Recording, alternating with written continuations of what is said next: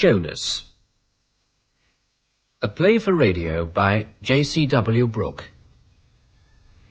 With Prunella Scales, John Rye, Anna Cropper, Julian Holloway, and David March. Jonas.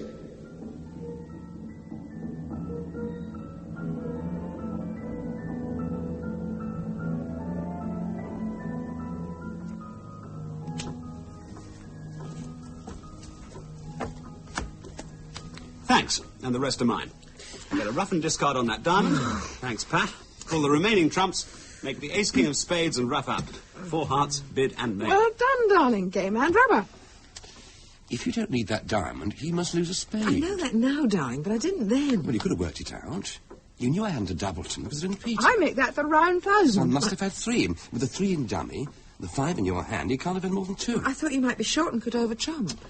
How many times have I told you I always peter with a doubleton? I'm sorry, darling. I forgive you. What's the damage? 30p. That's right. Who's some more coffee, darling? Please. Hugo? Thanks. Pat? Please, do you want a hand? Oh, no, it's okay. Won't take a minute. It's already percolated. Shouldn't take long. You stay here. Well, good rubber. For you, yeah. You had a couple of game calls. And each time you opened that suit, that destroyed our tempo. And you were holding all the trumps when we were in 4 spades. That's luck. There's no such thing as luck. It's all chance. Same thing. Not at all. If you took all the hands I've ever held, I wouldn't mind betting they'd even out at a flat 10 points each with a square distribution. Same for you, same for Pat, and the same for Julie. Even though she's got the reputation of being a lucky player. Have I? Yes. Well, you always seem to get the cards when it matters. Now, that's my psychic power.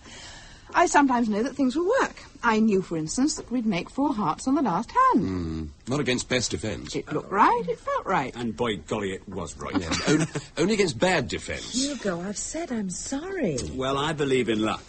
Personally, for straightforward rubber bridge, I'd prefer to partner a lucky player, a lucky bad player, than an unlucky good one. Any fool can make a cast-iron contract, but only lucky fools keeps picking them up. Well, I don't believe in luck. I don't believe any of those fancy things that go bump in the night. Ghouls, poltergeists, ghosts, luck, God. Careful, Hugo. Your atheistic streak is showing again. Well, sure you don't believe in God, Max. Max will believe in anything to get an argument going, won't you, darling? Well, I must admit that I can usually see both sides of a question. Yeah, we used to call him, what was it? Max the... What was it, darling? Sorry? What was it we used to call Max at school because he'd always argue on both sides at once? Max the... Trimmer. What's his name who taught us history? Fothergill? Oh, yes, him. He called Max the Trimmer. That's right. After the Earl of Shaftesbury, I think, during the Wars of the Roses. Or was it the Civil War? Anyway, he always came down on the weaker side to trim things up again. Max used to do that during debates. So I did. What a good memory you've got. Oh, God, dear. must be all of 14 years. God, that makes me feel old. I'm sorry, Julie. It must be very boring for you. What, hearing about Max's past? I wish you wouldn't talk about me as if I wasn't here. It's the only way to keep you out of a conversation. Thank you. Darling, hadn't we better start thinking Oh, no, you're not going yet. I've just It's put early. the coffee on. With plenty of time for another rubber. I told Sally we'd be late. Yes, I know, but... Don't you want to go on playing, Pat? Well, Oh, no. come on, darling. We must get our own back. Well, I'd rather not. I mean... Are you all right, love? Yeah, I'm fine. I just don't want to play bridge for a while, thanks. Well, one more rubber at least. I'd much rather not. That coffee ready, darling? Of course. I'll get it. I picked up an interesting bit of junk the other day. Oh? I'll show it to you. Yeah. Oh, careful. Where are you off to? To get the, what I picked up yesterday. Oh, that. He's never happier than when he's poking about in some dusty old junk shop. Oh, don't we know it. What is it this Oh, time? one of those things, with letters round the outside. It tells your fortune or something. Oh, an Ouija board. That's right. You put a glass in the middle to trap the spirit, and it moves about to spell out messages. You have to put your fingers on top, though. It's a load of old rubbish. He spent most of yesterday polishing it up. He's thinking of hanging it on that wall over there. It's about the only thing you can do with it. Help yourself a cream and sugar. Thanks. Here we are. There. What do you think? Victorian? You're the expert. Have you looked it up? Well, I've tried to, but there's nothing remotely like it in any of the books. No. They all say it was an Edwardian craze, but this looks much older. It's really beautiful. Was there a glass with it? For trapping the spirit? No. It's interesting woods it's made of. What's this? Oak? Mahogany, I think, and the other letters are ebony, I'm almost sure. The base seems to be sandalwood. What's that stain there? Do you expect? I don't know. It's sunk deep, though, under the polish. This round the edge, it's not familiar. It should be Upas. What? I mean, to hold the spirit, it should be Upas. It's poisonous. At college, we used to talk about things like this. We'd made one with letters on bits of paper, you know. One of the girls got quite interested, read books about it.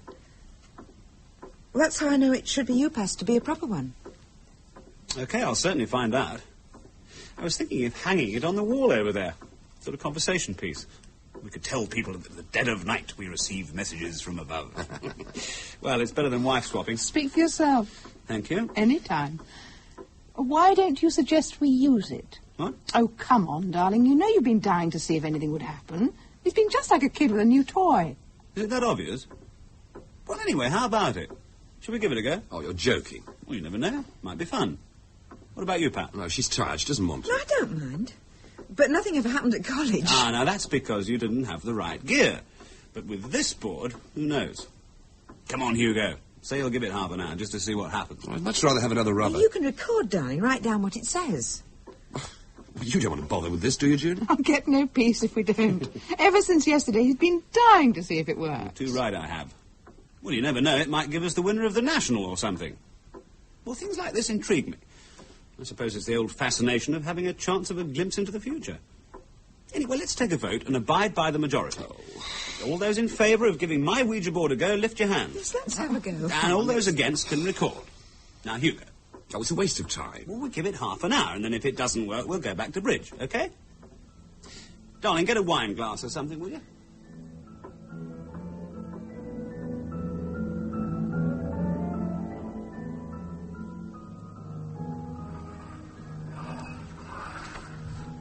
Anything yet?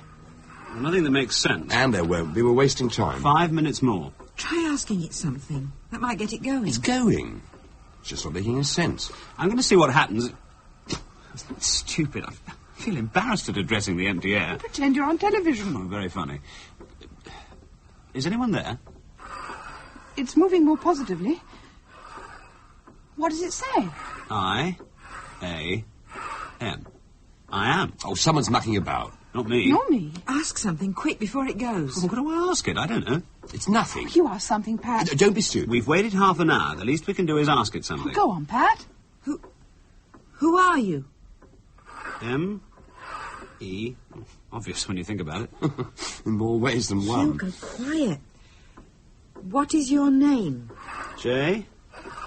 Oh, look, this is too much. Someone's mucking about. Darling, please. Look, put your finger back, Hugo. What, so you can go on making your joke? Not bloody likely. Please. Oh, all right. I'll let him have his fun. There. Go on, Pat. Ask it again. What is your name? It's gone dead. It's more like Max has run out of ideas. Let's play bridge. I've not done anything. It's moving again. Invention coming back, is it, Max? It's not me. Quiet. Have you anything to tell us? My name is Max, and I'm making a joke. O-N-E-O-F. Write it down, Max. U-W-I-L-D-I-S-W-E-K.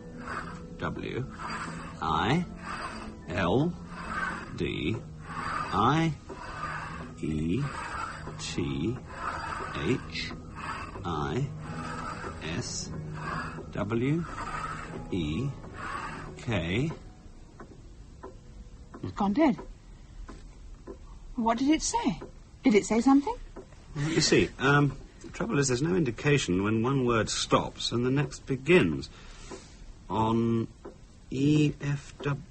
No, that's not right. Yeah, let me see. Here you are. Switch on the light, darling. Of course. The coffee's got cold. Anyone want another cup? Have you worked it out, darling? Yes. I've worked it out. If you ask me, it's in bloody bad taste, Max. I did nothing. What did it say? I know damn well. Well, what does it say? It'll upset Pat. It's the sort of thing that does. Come on, I did nothing. What does it say? Yes, darling, what is it? Just a joke in bad taste, nothing more. Well, tell us. Nothing. Please. All right. And then I think Max should own up it was all a joke. Not a particularly funny one, either. I own up to nothing. What does it say? Well, look for yourself, as if you didn't know. One of you? Yes, you. The letter U, meaning Y-O-U. Ah, a spirit that knows shorthand. I wonder if his name's Pittman. Oh, come on, darling. Read out the rest. One of you will? Bad spelling. One of you will do... No, you're right. It is in bad taste. But I didn't do it. Well, who else could it have been? Oh, for God's sake, what does it say? Here, see for yourself. One of you will die this week. Oh, no. Look, it's all right, darling. It was only a joke. A joke? Who would play a joke like that? Darling, it's all right. Look, own up, Max, for God's sake. But I think you should apologise, darling. I think you should apologise for playing such a stupid joke. Oh. Yeah, all right, I can see it backfired. I'm sorry, Pat. It just seemed funny at the time. Yes, well, you might have known it upset I just her. didn't think, that's all. Well, you were all sitting round waiting for something to happen, and my Ouija board didn't seem to be helping, so I thought, why not? A judicious shove here and there, and bingo, a message. I just said the very first thing that came into my head. Look, I'm very sorry if it upset you, Pat. That's all right. Very sorry. But I was so annoyed at Hugo scoffing at my nice Ouija board, so I thought I'd show him. There, darling, you see? It's just the little stupid thing he would do. Now, you all right now? Yes, thank you. It was a bit of a shock, that's all. A bit of a shock. Of course.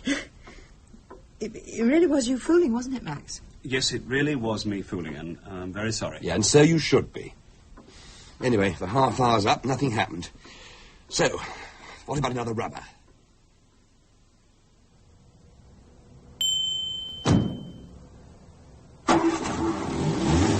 Bye. Bye. I'll call you tomorrow, Pat. Thanks for the evening. Yes, thanks for the evening. Bye. Bye-bye.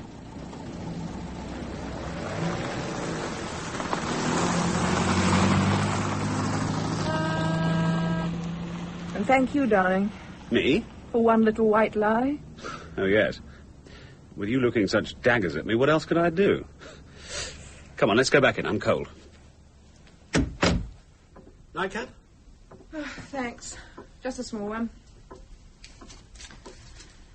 I wasn't really looking daggers at you, darling. At the time, I half thought it might have been you. It was only after I'd had a chance to think I realised your taste isn't quite as bad as that. Thanks. Although I must admit, I was toying with the idea of making it ask, which one of you has been eating garlic? My name is Dracula, and I don't like it. But it started moving before I got underway. Here. Thanks. What do you think caused it, darling? Well, I've been thinking about that. It seems to me there's three possible answers. First, it was one of us fooling about. Not likely. Wasn't you. I didn't. I don't think Hugo has the imagination. Don't underestimate him, darling. You think it might have been him? No, he's too fond of Pat. But he's not such a plodder of a thinker as you might suggest. All right, say it wasn't him, for whatever reason. It couldn't have been Pat. Well, why do you say that? Oh, you saw her. She was the only one of us getting really involved. I don't think it would have occurred to her to... Cheat? Exactly. She would have thought it would have been dishonest. All right. So it wasn't Pat, Hugo, you, or me, which disposes of my first explanation. Secondly, it could have been random. On the principle of the Million Monkeys and the works of Shakespeare. Well, given time. No, I don't think so. No, it answered the questions. It was too neat. And it was trying to spell a name when Hugo took his hand off the glass. J-O. John, I suppose. Well, it's common enough. Anyway, if it wasn't random, that brings us to my third reason. Don't tell me, I know. It's what all this has been leading up to. Why we're both worried. Your third reason is that it was genuine, that we trapped a spirit. And that the spirit warned us that one of us only has a week to live. We'll die this week. Might mean tomorrow. Oh, lucky it's Sunday. It gives us a few days' grace. Don't joke about it, darling. Well, how else are we going to look at it? We'll never know. Even if one of us does pop off, we'll never know if it was anything more than a coincidence. Unless, of course... What? Well, there could be another reason. One much more in keeping with modern thought. Well, go on. Well, as you know, I'm no psychiatrist. But suppose one of us was guiding that glass subconsciously, spelling out a message, a wish even. A wish? Oh, why not? Let's stretch our minds a little. Let's suppose one of us wants to murder. What? No, hear me out. It's only pure hypothesis after all. Suppose I was having an affair with Angela. Your secretary? Well, she's an attractive girl. In fact, I really quite fancy her, as I think I've mentioned before. Several times. Jealous is showing, darling. Anyway, supposing this affair was more than just an affair, it was a lifelong passion. I want, more than anything else in the world, to live with her. What, leave me? Oh, no. No, I'd need to get rid of you, of course. So I plan to murder you next Oh, weekend. thanks very much. But at the same time, a residue of guilt remains in my mind. Well, murder's a bit of a mean way to say thanks for 7 years of reasonably happy marriage. Reasonably All happy. right. Perfectly happy. I'm not arguing. The point being that I think it's a pity to bump you off, so I give you a warning, subconsciously, anonymously. I tell you to watch out, but in such a manner that it's unlikely you'll believe it. And even if you did, you wouldn't know it was from me. That way I assuage my guilt somewhat, and at the same time you won't be on the lookout for the untraceable poison I'm going to shove in your coffee. Charming. But it started to spell out a name, J-O, not M-A. Have you forgotten, Inspector, that my full name is Jonathan Maxwell Brown? Oh. Now, given the basic premise, darling, even what I'm saying now fits in. I tell you the truth, assuaging my guilt still further, but wrap it up in such a manner that you're not going to believe a word I've been saying.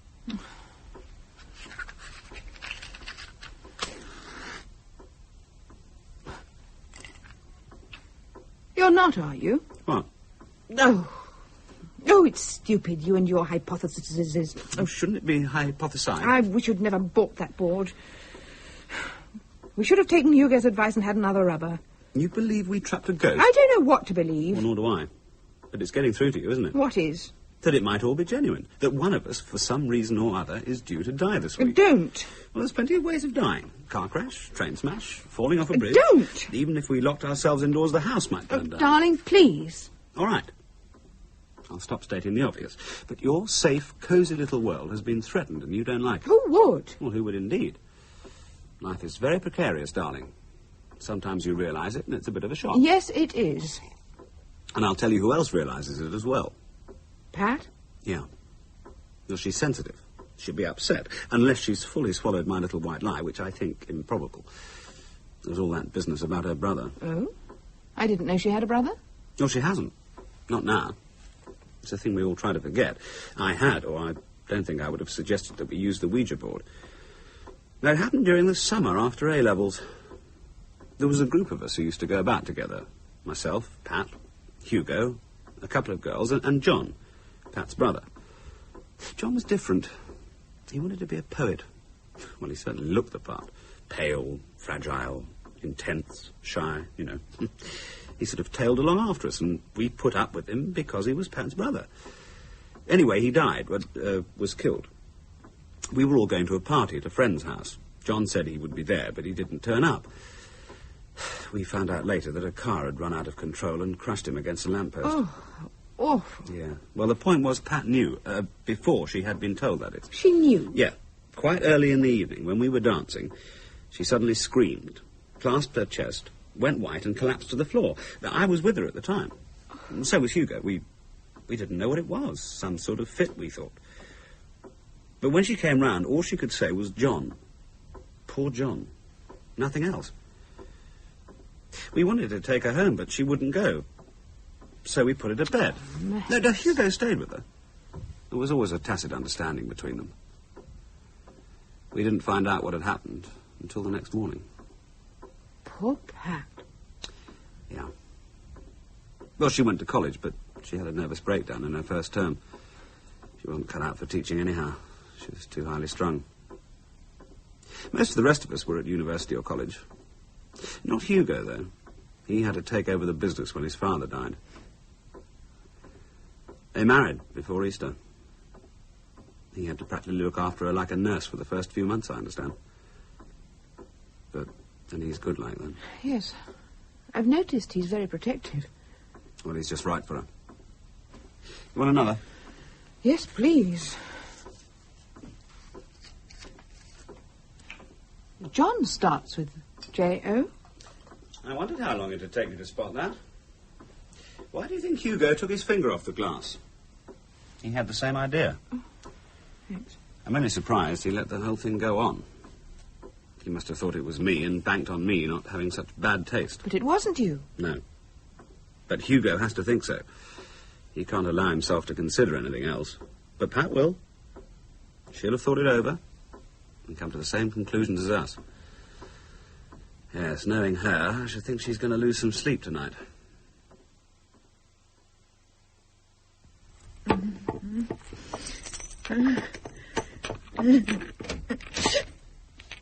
Oh, sorry, I didn't mean to startle you. It's all right. I'm looking for those sleeping pills. Oh, but you haven't needed them for years. You go back to bed, darling. I'll be all right. If I can't find them, I'll make myself a drink and read a book or something. I'll be all right. It's that stupid joke Max played, isn't it? No. I just feel restless, that's all. Too much coffee, you see. You know I never sleep well after too much coffee. It's the caffeine, you see. The caffeine keeps me awake. Look, you go back to bed, darling. You go back to bed. I'll be all right. Oh, it was only a joke, darling. He admitted it. I know it was a stupid thing to do, but, well, he admitted it. You come back to bed. I'll be all right. And you come here, love. Come here. Oh, darling. You're freezing. J.O., it might have been John. It might not have been a joke. It might have been John. You silly girl. It was Max fooling. But it might not have been. Now, lovey, listen. It was Max, that's all. Max playing a stupid joke. John is Dead, but... Yes, and it's all in the past, a long time ago. Max must have forgotten. He must have done. But... No buts. Now, listen. Put all those stupid ideas out of your head and get back into bed. Switch on the blanket and get warm. I'll find your pills and make a cup of cocoa and bring it up to you, okay? Okay? I'm sorry, darling, I know, lovey, I know. But don't worry. Everything's all right. Now, you get back into bed. Now, go on, off you go. Go on. I don't want to stand about here all night, even if you do, young woman. Okay. Thanks, darling. Well, the best thanks you can give me is to stop these silly thoughts in that silly little head of yours. I'll try. Good. Now, off you go to bed. She couldn't get off to sleep last night. Had to find those sleeping pills for her. Max, I'm very angry about that stupid joke. You could have put it back 10 years. What the hell do you think you were playing at? Look, I really... Look, for God's sake, man. You, of all people, should know what she could be like about such things. Is this why you phoned me at work? To meet you here so you could give me a carpeting? Well, of course it was. If you'd seen her last night, you groping about in the dark, Hugo, crying. Look, I didn't bloody do it. Nor did Julie. Of course you did it. You said yourself you did it. Only because I realised how upset Pat would get if I didn't. Yeah, but you said... No, you listen. I'm not a stupid man. I hadn't been drinking last night. I didn't play that stupid joke, if it was a joke. What do you mean, if it was a joke? Of course it was a joke. Have you thought of the alternatives? There aren't any alternatives. Glasses don't go round spelling out messages unless someone's fooling about. Look, I know you're trying to You've protect been Pat, making but... sandwiches, Yes. aren't you? There you Thanks. are, love. Right, who's next? Look, let's get another drink, get some food inside us, and then go through this thing rationally, shall we?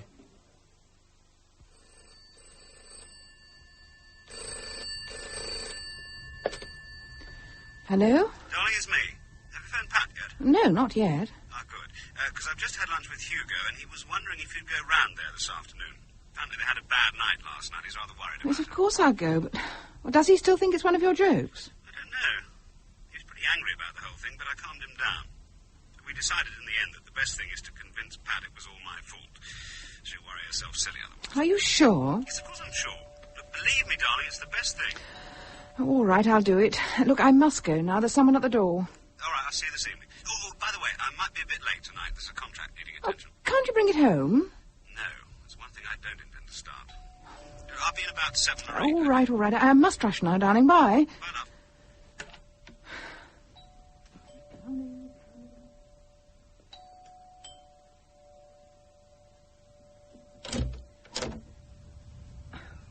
Yes?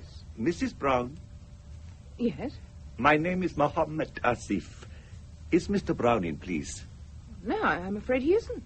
Ah, that is a pity. I have some business I wish to discuss with him concerning an item he purchased last week, an Ouija board. My husband did purchase one. Then you have it. Tell me, are you familiar with its purpose? I don't understand. Some people would regard it as no more than an objet d'art to hang on the wall. Others might try to use it to contact the spiritual forces, perhaps even as a party game. Have you and your husband done so? Why? Ah, I can see you have. Pity. And it spelt out something unpleasant? I think you'd better come in, Mr. Asif, thank you. In here, this way. Thank you. My card. Muhammad Asif, mystic and fortune teller. I will explain. But first, may I see the board? It's here. It has been a long time. It is very beautiful. Yes. We were going to hang it on the wall over there. I see. Mrs. Brown, my information is that your husband paid £10 for it. I will give you 50. £50? I will also give him or you £50 if you burn it. That is why I must have it. It must be destroyed. I have the money here. I don't understand. No, allow me to explain. May I sit down? Oh, yes, of Thank course. you. It is a long tale. As you may have gathered, I know that board of old. It was made by my father's grandfather. Oh, dear. Excuse me a moment. Of course.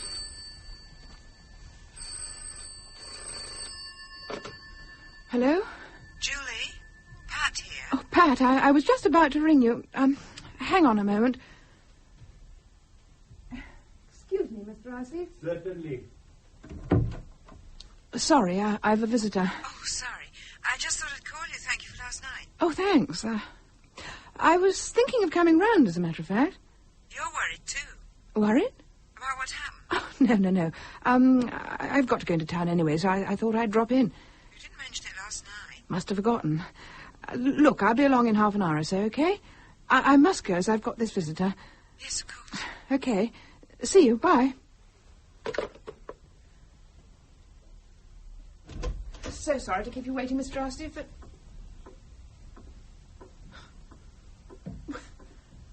Where on earth has he got to? What on earth? When I got back, he'd gone. He'd taken the board with him and left £50. Hugo, what am I going to do? I'm worried. Have you told Max? Well, he's out. I've tried. His secretary will know where he is. Well, she's out as well. Strange. Yes, but what am I going to do? Stop worrying about it for one thing. Listen, are you going round to see Pat? Yes. Yes, well, whatever else you do, don't tell her about the board going. Convince her it was all a joke, Max's, or she'll have hysterics. Believe me, she will. Coming. Hello, Pat. Come in, I'll make a cup of tea. Lovely. Well? What? Did you do all you had to do in town? Oh, it wasn't anything, really. Just a birthday present for Max. Oh, yes. Yes, a putting machine thing. You know, for his golf. Oh. It pings the ball back. Oh, yes. Won't be long. How are the kids? Since last night. Hmm? I mean, you asked me last night how they were. They haven't changed since then. Oh. They're fine. Oh, good. Look, Hugo asked you to come here, didn't he? He phoned you up and asked you to come here to make sure I'm all right. You haven't been to the shops. You haven't had time to go to the shops. Hugo got you to come here, didn't he? Well, he was worried about you. He enjoys it. I don't... He enjoys worrying about me. He likes to think of me being helpless. He likes to think I can't cope. He likes feeling noble and self-sacrificing and... He's always trying to protect me, smooth things over. He's concerned about you. Yes, I know. I should be grateful, I know. But sometimes I feel smothered. I feel smothered now. I know Max played no joke. I've known Max all my life, almost, and I know he couldn't have played a joke like that, not after John. Did he tell you about my brother John? Did he tell you about him? Yes. What he didn't tell you was... What I don't expect he told you was, I mean... What did he tell you about that time? That when your brother... No, not about John. John's dead. But what did he tell you about that time, about the three of us? Max, Hugo and me. What did he tell you about us? Nothing, really. Just that there was always a tacit understanding between you and Hugo. Never noticed me. was always Max. Max? Max was the one I was with. Max, not Hugo. What? Max was the first boy I ever kissed. First boy I had real dreams about. The first boy ever. It was always Max, never Hugo. Hugo never noticed me. I was strong, you see, independent. Didn't need him to lean on. I needed no one until John died. Then I needed Max, but Hugo came. Stayed with me all night. Hugo, not Max. Max hates dependence. You must have noticed. He hates illness. He treats people at face value. Hugo needs to be a knight. Hugo got to me. Married me when I was down, when I needed someone. He married me. Max went away and met you at university. I came back and married Hugo. Oh, don't think I'm not grateful. God knows what I'd have done without him. But he's only happy when I'm dependent. When I've been pregnant. When I've had the flu. When I've been depressed. When I've had to lean on him. Last night I leant on him and he was happy. Put me to bed, brought me a drink. Treated me like an invalid, a sick child, me. I have a great fear. What? That... Oh, just a minute. I'm afraid that Hugo did it. What? To upset me. Oh, Pat. To make me lean on him again. Nothing happened until he came to the table. I'm afraid that he guided the glass, made it spell out J-O to make me think of John, and then went on from there. I know it's ludicrous, but I have this fear. Well, the only other possibility is that it was all genuine, and that frightens me more, much, much more. Max, look, don't say it was a joke of Max's, please. I shall pretend to Hugo that I think it was a joke, but don't you tell me that, please. I've come to trust you, Julie. At first I was jealous. You had Max. But no, I've come to trust you. Thank you. Max didn't do it. I know. I knew all along. Do you want sugar? No, thanks, I'm dieting. He thought it was for the best. On your prompting. Methought he did protest too much. Well, Max always overdoes telling a lie. Goes on for too long. He tries to make it so convincing you're unconvinced, and you begin to wonder. Or he might even tell you the truth and make you think he's telling a lie. Do you know his secretary? I don't think so. What's her name? Angela Thompson, I think. No, not by name, anyway. Why? Oh, just changing the subject.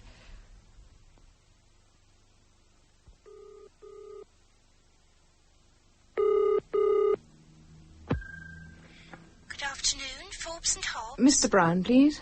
Oh, Mr. Brown, I'm afraid he's not back yet. Oh, this is Mrs. Brown here. I phoned earlier. Oh, yes, of course, Mrs. Brown. Well, I want to get in contact with him rather badly. You still don't know where he is? I'm afraid not. Well, how about his secretary? Is she back yet? No, she went off with Mr. Brown, as I said, just after he got back from lunch. Oh, she isn't on the phone, is she? Oh, no, I don't think she is, I'm afraid. Thank you. Goodbye.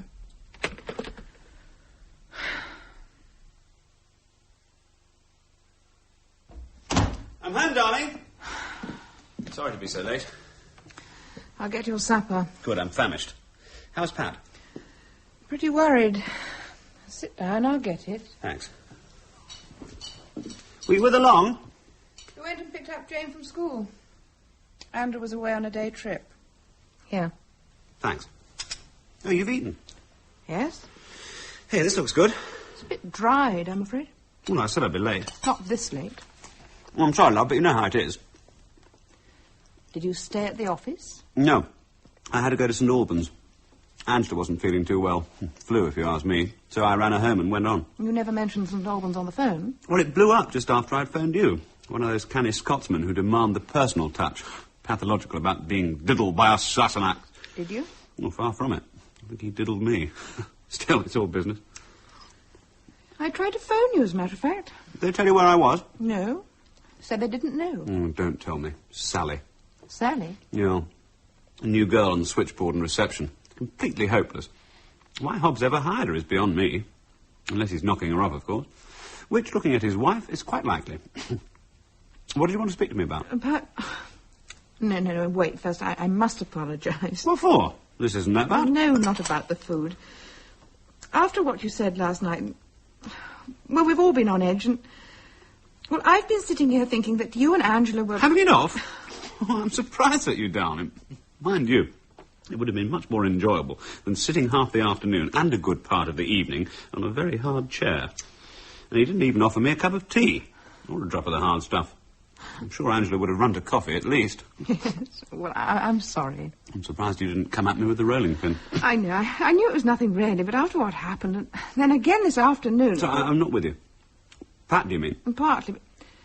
Well, do you remember when you phoned me, I mentioned there was someone at the door? Well, it was an Indian called Mohammed Asif.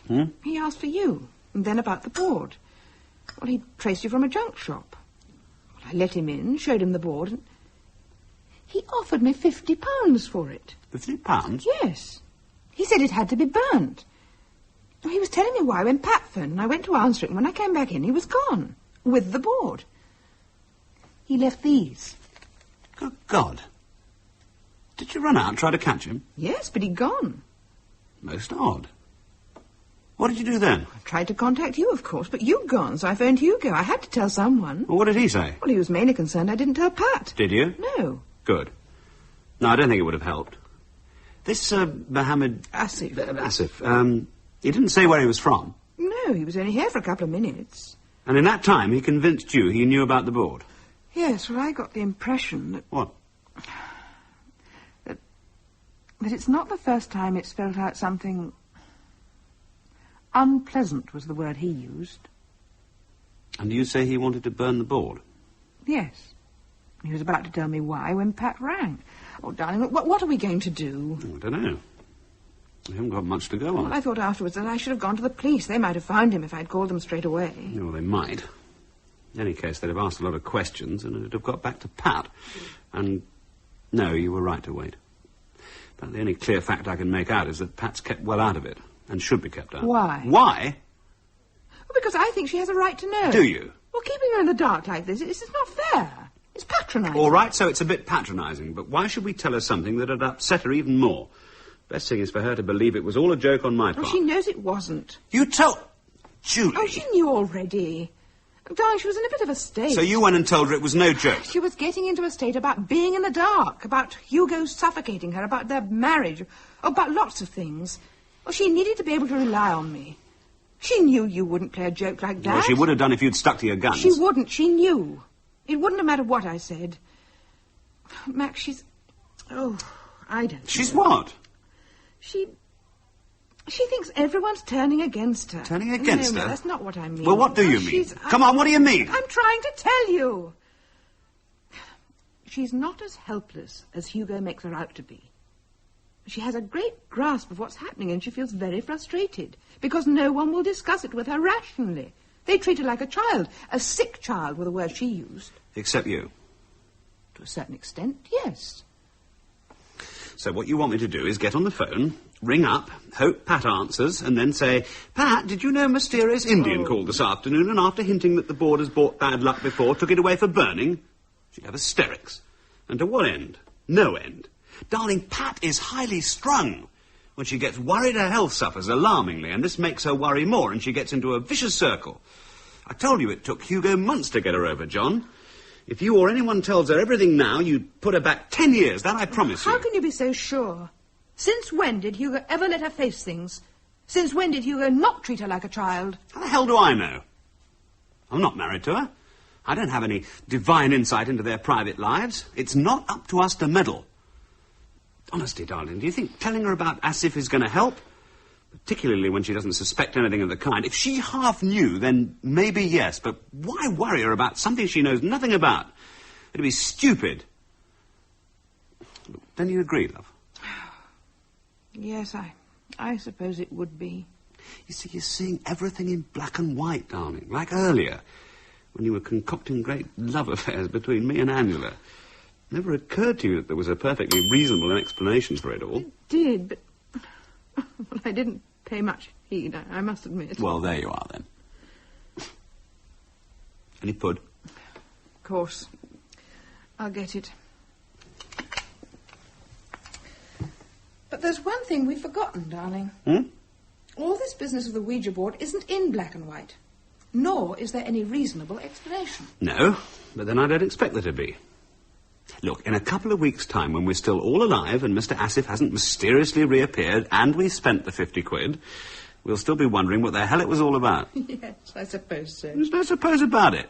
Now, come on, where's me pud?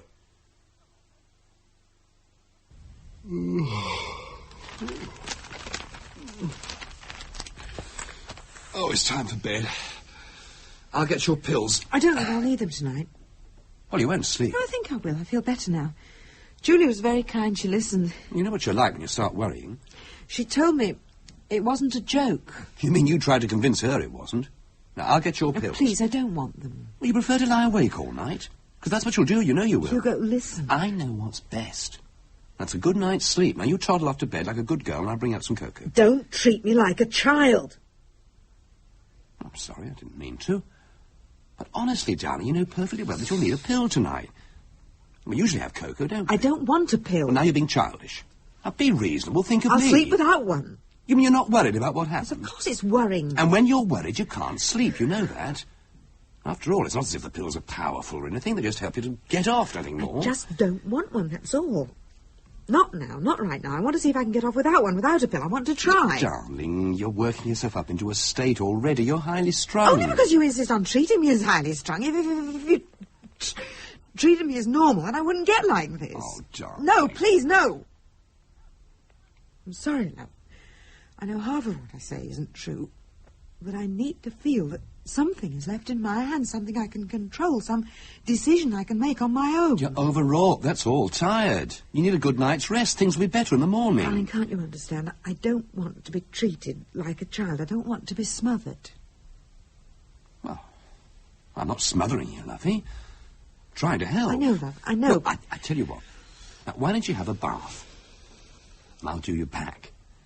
You haven't done that for a long time, have you? Now, look, I'm not going to have any more arguments, not one. Now, you leave everything to me. I'll make some cocoa, bring it up, and... well, we'll see about the pill. I don't want I'll put them by the bed with a glass of water. If you're still tossing and turning at midnight, I'll hold your nose and push one down your throat, eh? Now, you go up and run your bath and put in some bath salts. And I'll join you later. Okay? Okay. Yes, all right, darling. Better for you. Thanks. Oh, eat up, love. It's past 8. Something interesting. See? It's from Muhammad Asif. Our mysterious Indian. Yes, look. Very sorry to have taken the law into my own hands. Believe me, I know what's best. Seems I've heard that one before. The Ouija board is now burnt. I know that this will have made you curious. I'm willing to explain. Will you please telephone me and we can arrange a meeting? Yours sincerely, Mohammed Asif. Bayswater. He comes from Bayswater. Can't get much more prosaic than that. Well, do you think I should phone him? Too right I do. You remember those loose ends we discussed last night? Well, our Mr. Asif, mystic and fortune teller, is going to tie them up for us. Certainly you phone him.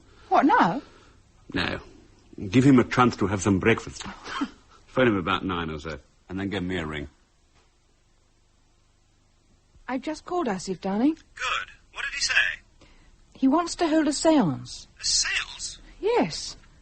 With all of us, you, me, Hugo and Pat. What on earth for? He didn't say, just said it was important. He said he'd explain everything there. Oh, yes. Well, that's something at least. When? This evening. This evening? Short notice. Look, listen, are you doing anything for lunch? Nothing planned. Why? Well, look, come down to the Grapes about 1, and I'll get Hugo there as well. We can talk it over. But I can tell you his reaction right now. A séance? Ask her to Bayswater and have a séance with this Asif? Well, you can go if you like. I'm not, and nor's Pat. What did I tell you? But, Hugo, don't you think we ought to go? Why? Quite apart from it upsetting Pat, I'm not going to give up a whole evening while some quack sets us up as patsies. No, he didn't look like a quack. Well, of course he didn't. A good con man never looks like a con He man. never mentioned money. He doesn't have to, yet. Oh, look. The whole thing's so obvious, I'm surprised you didn't see through it, Max. It's a classic case of creating a need before selling the product.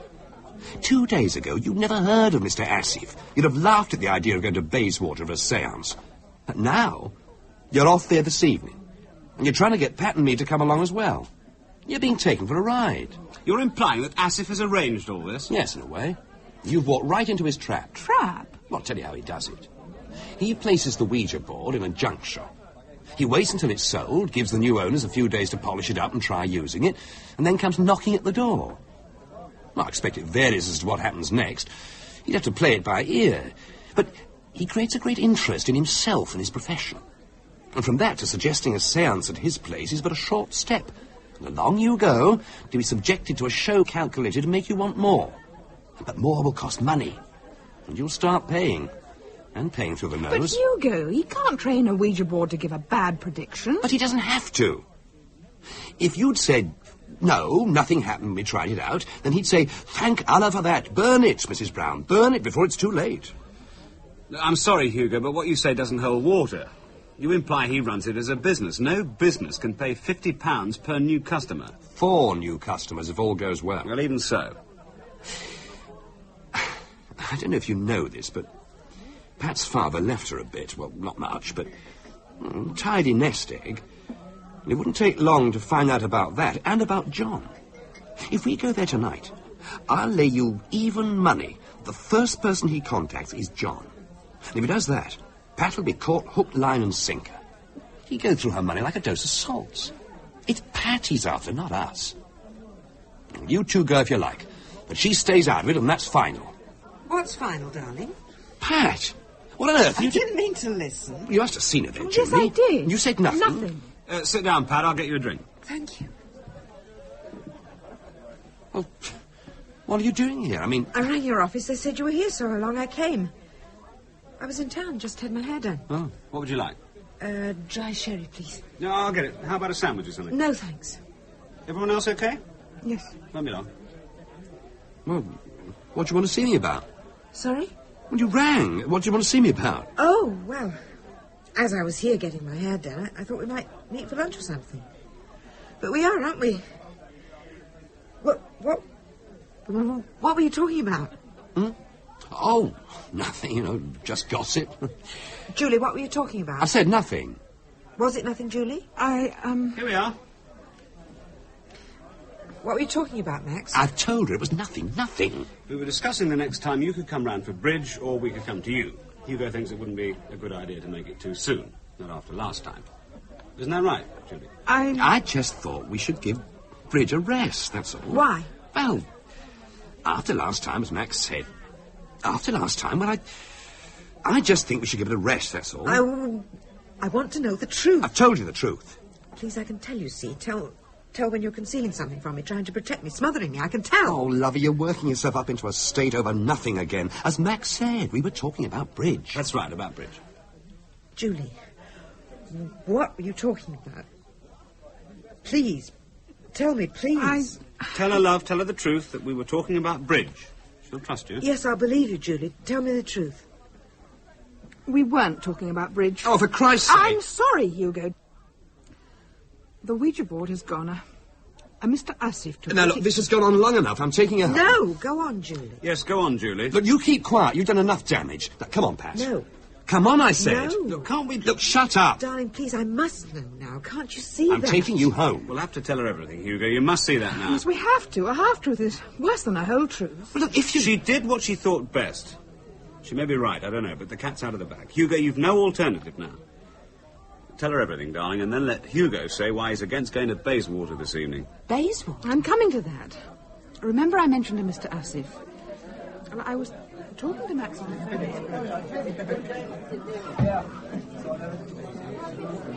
It's giving you the whole story. So there you are, Pat. That's what it is. A confidence trick aimed right at you. I see. Well, thank you for being so honest. Max, what do you think? Is Hugo right? Well, I don't know. I think it might be likely. Julie? I don't know either. I'm sorry, I just don't know. Do you think we should go tonight? I think I think Max and I should go, for the explanation, if nothing else. And me? That's up to you. I wouldn't advise it. Why not? If what Hugo says is true, then he is aiming at you, and he'll be quite ruthless to get you on the hook. It could be very upsetting. He could pretend to hear the spirit of your brother. Yes, I can see that. Julie, you're the only one of us who's actually met him. Do you think he's a charlatan? I don't know. He seemed very plausible, but then he would, wouldn't he? Look, the best thing is for Julie and me to go along and see what he says. There's no need for you two to get involved. We'll report back, and then we can all make up our minds. Yeah. And we can stay in the background, stay out of it. No, I think we must go, all of us, this evening. No, darling, I'm sorry, but it's out of the question. We have to go, can't you see that? We have to go because he might be genuine, might be trying to help. The prediction... Oh, that was just someone fooling about. We know that it wasn't. We all know that. We're threatened, darling, and this man might be trying to help. I know you might be right and that it could be very unpleasant for me, but I'll be all right, you see? I'm quite calm, and now that I know what you all know, I'm quite calm. I think we'd better take your car, Max, it's bigger. We're not taking anybody's car. Max and Judah can go if they like, but not us. We're staying at home. You stay if you want to, darling, but I'm going. No. Yes! Well, we haven't the babysitter. Sally will be glad to. She might be going out. Then I'll get someone else.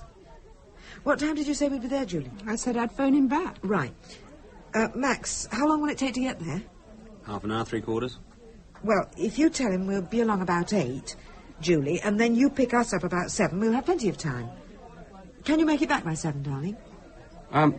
Well, I might have to work late tonight. Well, that's up to you. I'll get a sit around just before 7. You'll phone me if you can't make it, won't you? Yes. Good. Well, that's settled then. Completely settled. You will come, won't you, darling? You won't leave me. No. Of course I won't. Thank you. But I still say you'll be upsetting yourself to no good purpose. And if I get one indication that this Asif is a charlatan, so help me, I'll strangle him.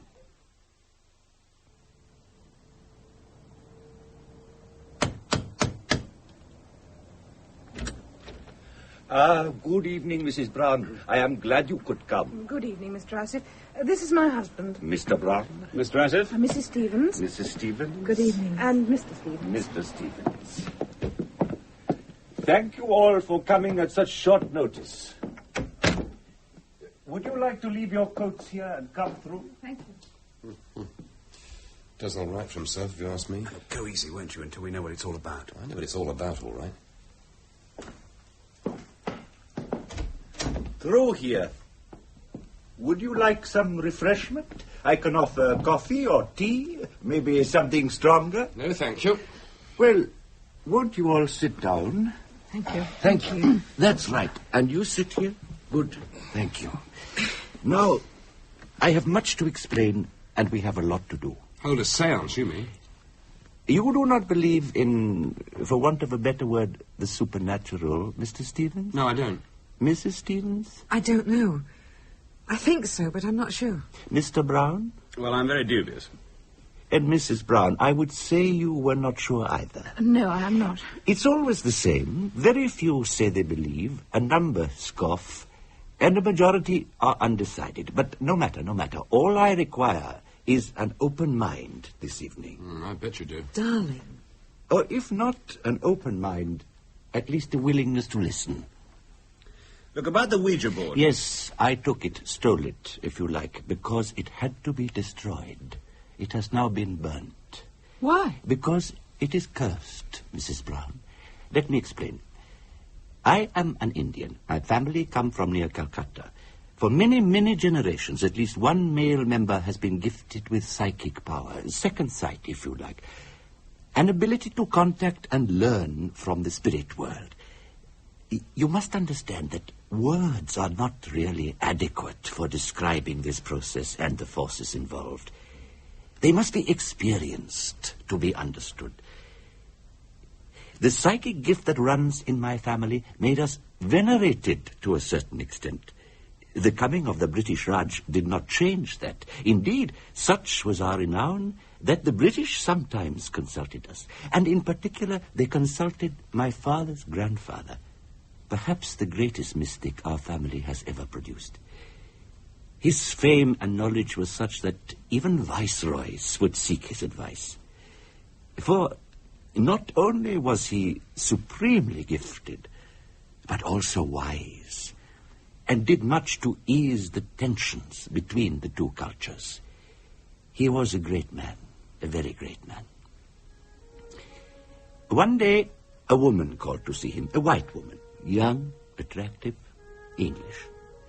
She had come out with her husband, who was in the army. I don't know her name. I shall call her Mrs. Smith.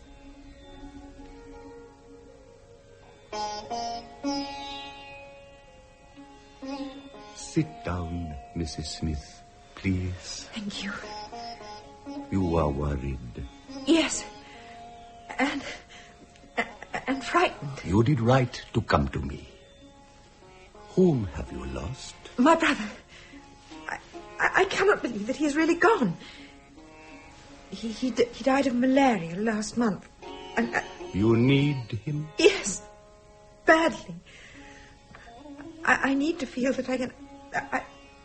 I need his comfort. I will try for you, but it will be difficult. Malaria saps the spirit, and it may be too early yet to contact him, but I will try. He tried, but without success. Mrs. Smith, however, would not give up. One day, for they had grown close, she told him why. I adored Jonas, my brother. He was wild and reckless, loved horses. He was the finest horseman in the regiment. He introduced me to my husband. They were in the same regiment. But when they were posted out here, I followed more to be with my brother than my husband. My husband is not kind.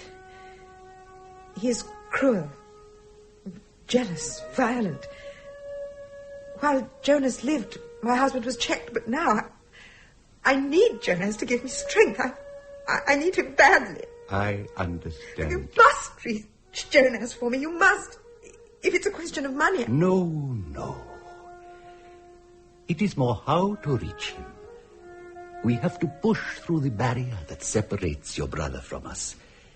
We have tried the normal methods. Now we must try something stronger, more potent.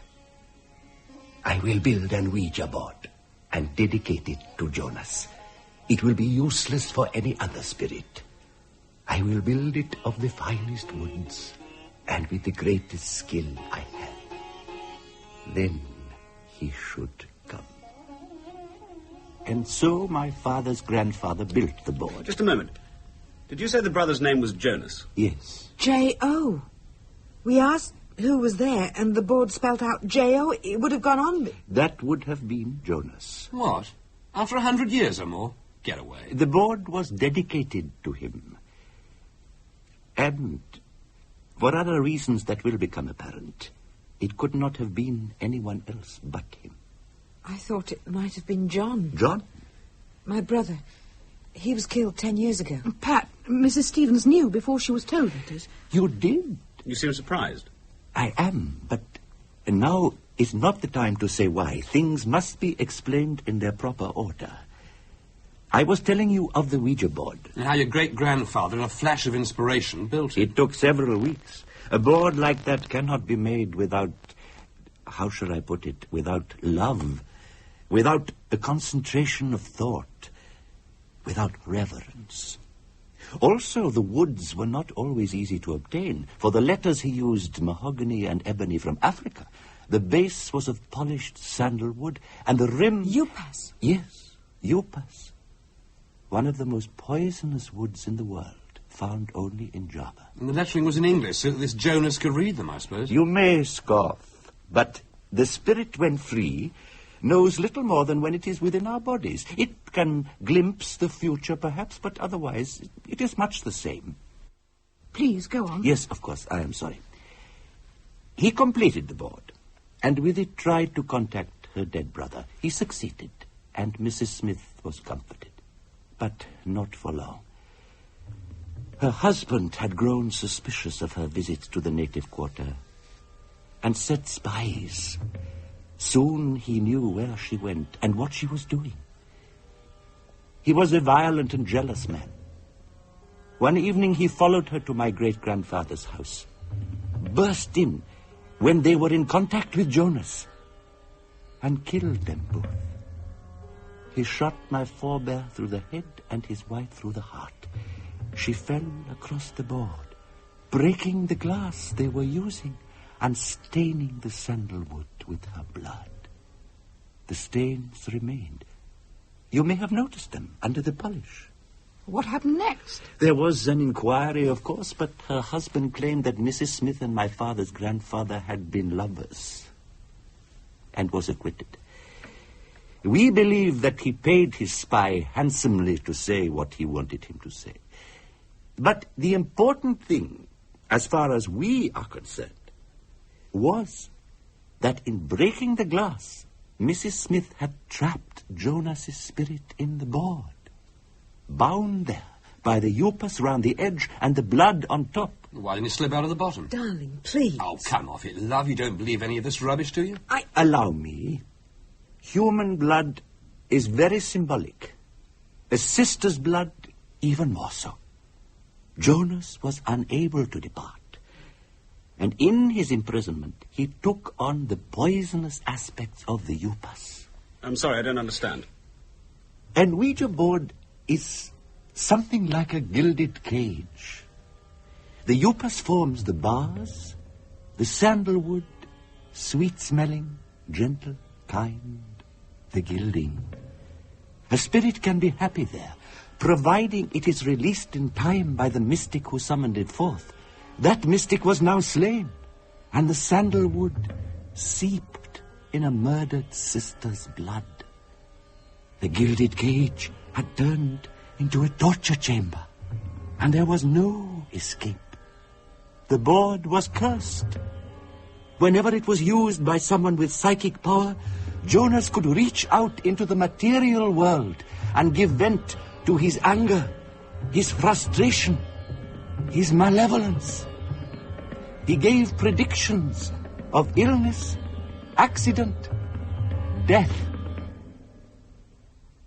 And did they come true? Yes, inevitably. Oh, God. What is it? What's wrong? Oh, she's fainted. Get some water, someone. Some water, for Christ's sake. Allow me. Get her outside, some fresh air. Are you all right, love? Hold her head up. Come on, Pat, I'm taking you home. No. Here, What's that? brandy. Give it to me. Here, Pat, sip this. Make you feel better. Come on, love. When she's better, I'm going to put her in the car, and then I'm going to come back and wring your blasted neck. Hugo, control yourself. Control myself? Do you realise what this bastard's done to my wife? I did nothing but tell the truth. Nothing but a bloody tissue of lies, you mean. For God's sake. I'm going to wring his bloody neck. I don't care who in hell tries to stop me. Hugo, Pat wants you. Look, you're all right, darling. Yes. I'm taking you out to the car. Can you walk? All right, I'll carry you. Now, put your arms around my neck. No, darling, no, I'm not leaving. Yes, you are. Get her out to the car, Julie, and stay there. You too, Max. Not me. It's not your wife he's got at. Not your wife, it's Calm mine. down, Hugo. Calm down, for God's sake. Do you remember 10 years ago? Well, look at her I'm now. all right, darling. Don't do anything. Please, please. It'd serve no purpose if you went for him now. You'd only upset her more. You sure you're all right? Yes, darling, I'm okay. It was just a shock, that's all. I've been a bit tense. Anyway, we're going right now. One moment. Out of my way. Hugo. Please, darling, please. There are still some things that have to be explained. They will perhaps help your wife. Certainly they should not upset her more. Go on. First, I must apologize. I did not realize, Mrs. Stevens, that you could be so affected. And you call yourself a mystic? I could have known had I been concentrating on her. But I was far more interested in you, Mr. Stevens. Well, of course you bloody well were. I was the one you meant to win over. The others were already half convinced before they came. No, it was not for that reason. I was interested because you are like me, gifted. You also have psychic power, Mr. Stevens, and of a very high order. Well, that's ridiculous. No. It is very often those that have the power, but do not realize it, who scoff the loudest. They are frightened of what they sense inside themselves, and try to mask this fear by derision. Oh, Oh, for God's sake. It's not me. I'm not... No. But, John, my brother, I knew... You were close to him. Very close. Then it was probably a last desperate appeal from him to you. Because you received it, it does not mean that your power is anything out of the ordinary. Your husband, however, is on a different plane altogether. Am I? Then how come I didn't pick up any of his final outbursts? I was no more than 3 yards away from him at the time. A matter of direction of concentration. But you might well have received some of it and been unaware. Tell me, were you married at the time? No, but... A matter of attraction. Would you say your husband paid you more attention after your brother's death than before?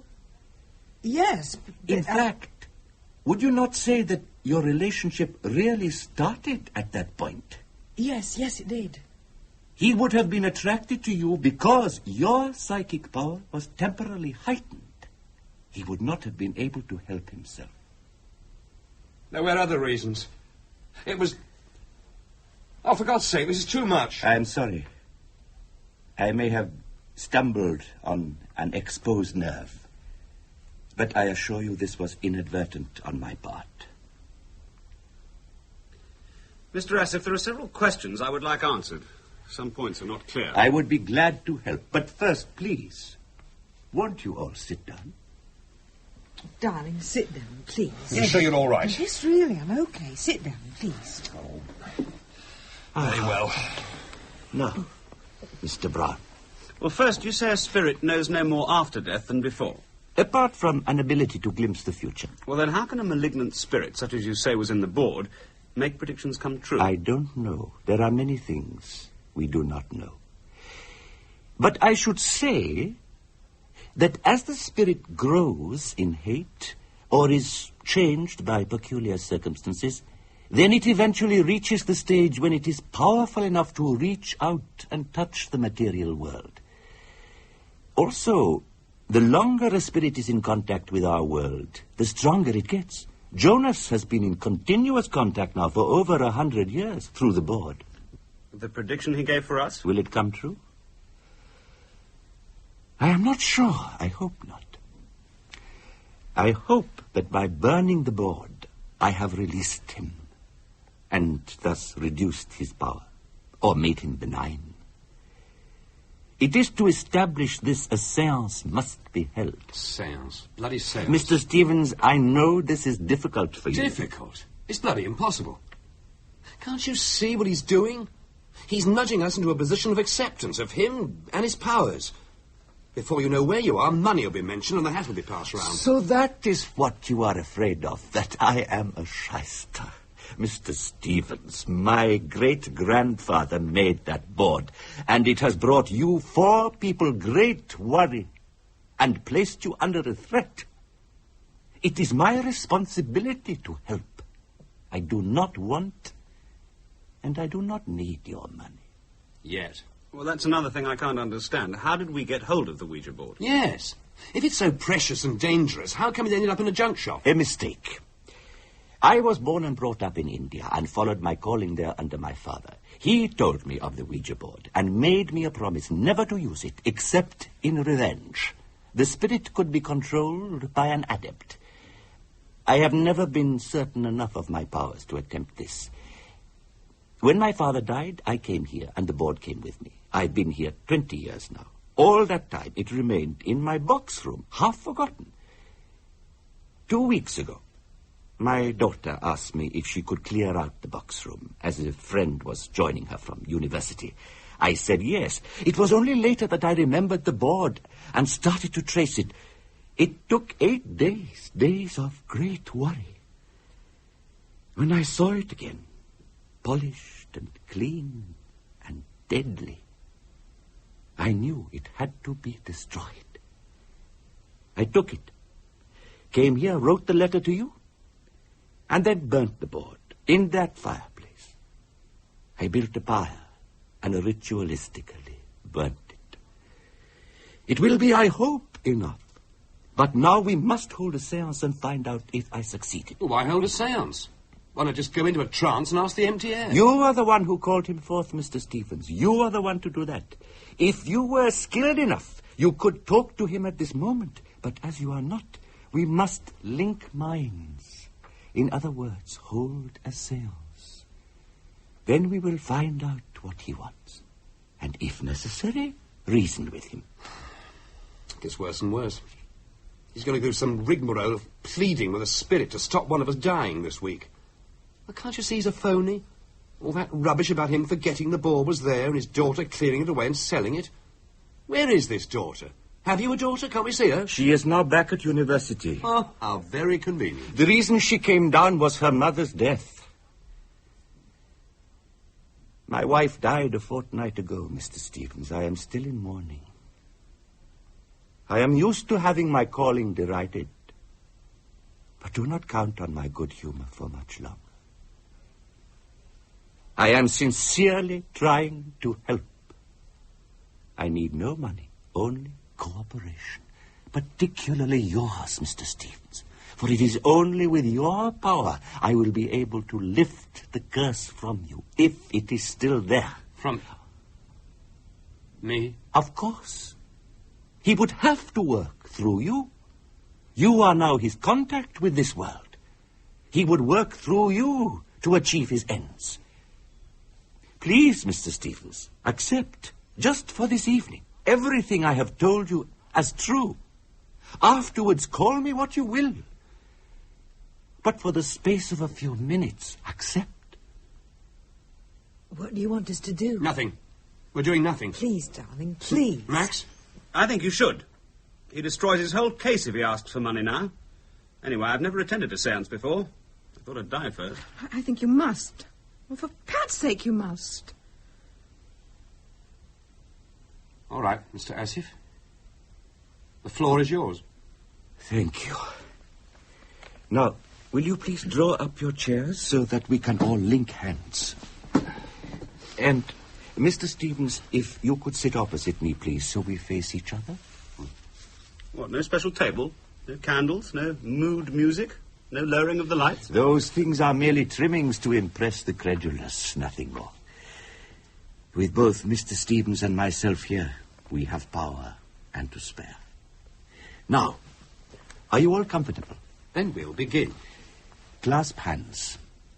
Lean back. Relax. Close your eyes. Think of nothing. Breathe evenly, deeply. Think of nothing but my voice.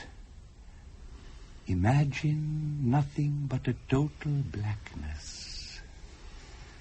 See nothing but a total blackness. Feel nothing but a total blackness. It grows, the blackness grows, and your mind sinks back, feels tired, drops back and back, down and down into a black, deep pit. And you relax, back and back, further and further. Mr. Stevens, do not resist. Sink back with us. Back, back, further and further. And let Jonas in. Open your might, Mr. Stevens, and let Jonas in. Let him in. Let him flood into you. Allow him entry. Let Jonas in. Let him in. Let him in. Let him in. Let him in.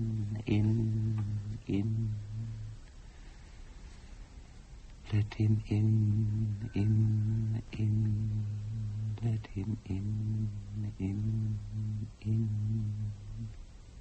Let him in.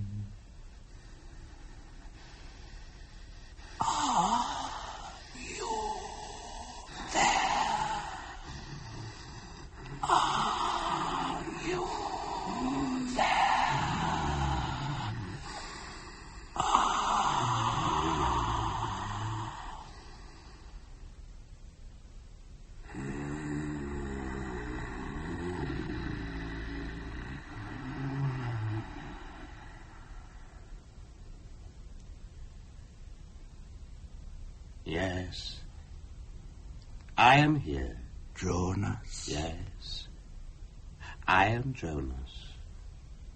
And I know why you have called. You are released from your torment. Torment?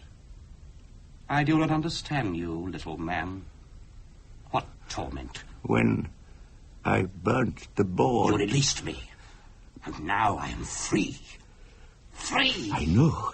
That is what I intended, but... But what? That I do not sound grateful.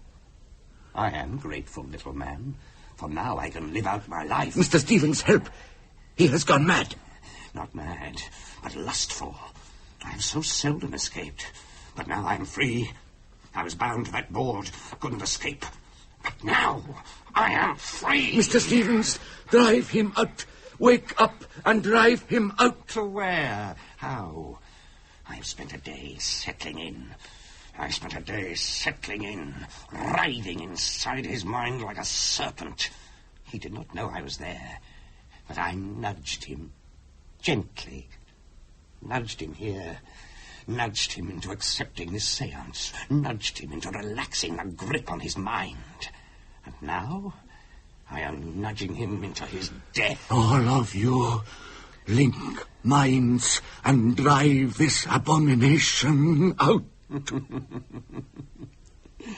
A failing mystic and 3 incompetent people drive me out. You get above yourself, little man. Fight him, Mr. Stevens. Fight him. Hear me. Out, out, out. You're late. Far, far too late. He is dead. Oh, no. He is bluffing, Mrs. Stevens. Do not break the circle. Join me. Out, out, out, out. I will help. Out, Out. Out. You cannot do it. You cannot do it. Out. Help us, Max. Out. Out. Out. Out. out, out, out, out, out, out, out, out.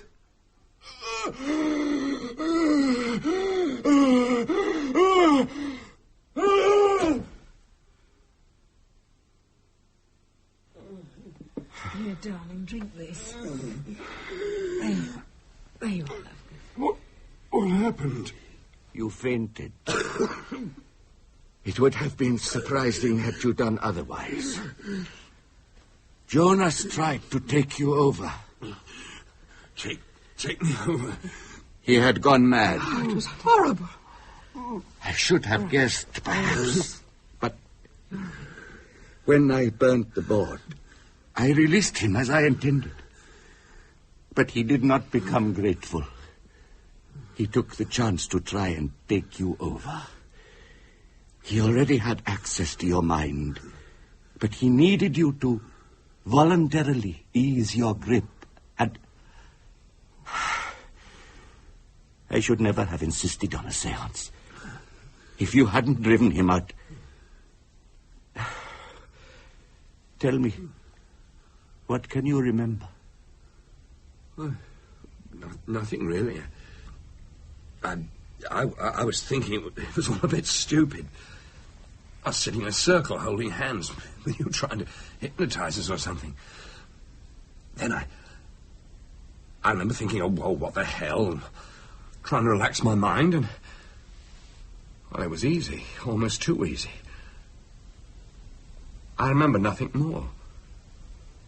Except a kind of growing excitement and pressure and yelling and crying and...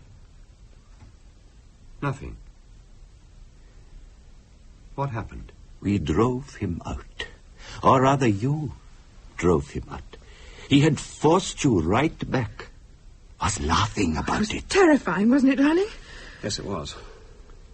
I thought maybe he had won. But then you recoiled and forced him out. Well, where to? I am not sure. It is possible he no longer exists. If he does exist, then... Could he take Mr. Stevens over again? No. He was only susceptible because he had the power, but was unaware of it. Now he will be ever on his guard. Even if he doesn't believe, even if he explains away the whole thing as some sort of chicanery on my part, as he probably will, his mind will remember, set up defenses. The curse has been lifted from you. I thank you. I can now retire with an easy mind. You're retired? Yes, I have felt for some time now that my power was waning, and this confirmed it. Also, Go on. your husband is safe, and so are you, all of you. But if Jonas still exists, then he might turn his attention to me. I don't wish to give him an entry by practicing my calling again. As you have seen, a mind is very vulnerable when in a trance. You would be well advised never to attend another séance, Mr. Stevens. Don't worry. I've no intention of doing so. None at all. Mr. Asif, we thank you. We all thank you.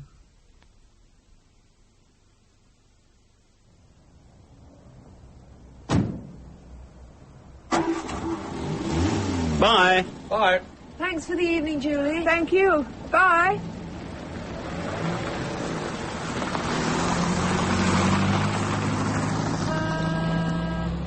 Oh, quite a successful evening. We had some good hands. Yes. It's funny to think a couple of months ago we did exactly the same thing and ended up in Bayswater at a séance. Yes, I know. Oh, it's cold. Let's go in.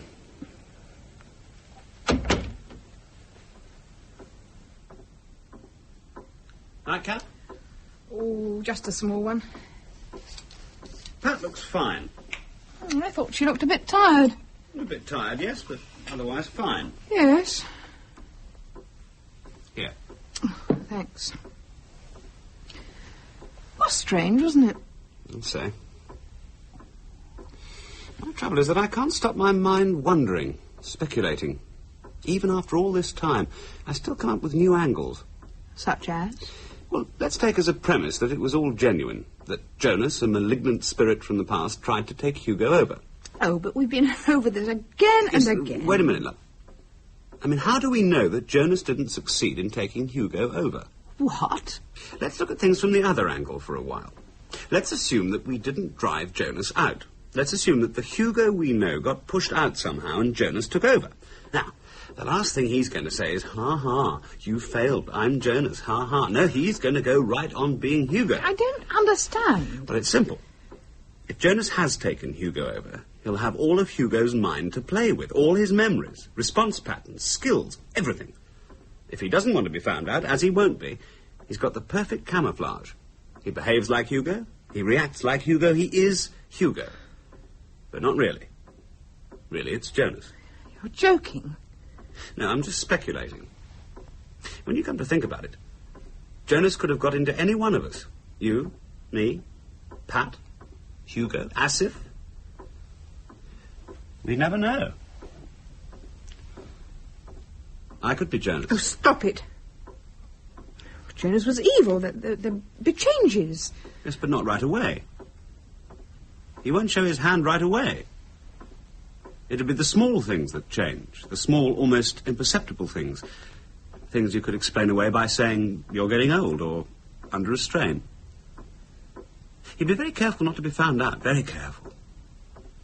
He'd throw up smoke screens like at the séance. At the séance? Oh, a better way of making us all think he'd been beaten. It was very dramatic and very effective. It wasn't until I started mulling it over a few days ago I realised that if I were Jonas, I would have done exactly the same, or slipped quietly into someone else's mind. Mine, for example. What I'm saying now could be no more than an elaborate double bluff, in case you thought of it first. Had you, by the way? No. Oh, God, darling, you almost got me worried now. Sorry. I'm just playing with ideas. That's all.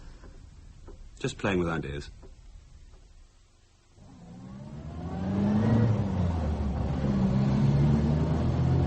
Pleasant evening. Yeah. They had all the luck, though. I thought you didn't believe in luck. Perhaps I've changed my mind. I'll be glad to get to bed. Oh, yes, so will I. Have a hard day tomorrow. One day I'm going to chuck everything, sell up and get the hell out. Start a new life again. Again? Oh, just a figure of speech, that's all. Oh, darling. You have to drive so fast, darling. You know it makes me nervous. Oh, sorry. But I enjoy it. So much more exciting than horses. What? Oh, nothing, darling, nothing. Everything's under control. Everything's under control. Everything.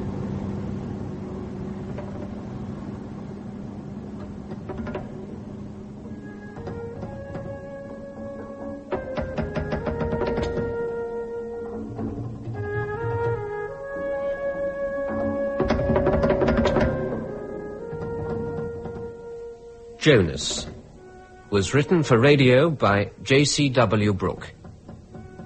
Prunella Scales and John Rye were Pat and Hugo Stevens. Anna Cropper and Julian Holloway were Julie and Max Brown. And David March was Mohammed Asif. Carol Boyd played the telephonist. The play was produced by Ian Cottrell.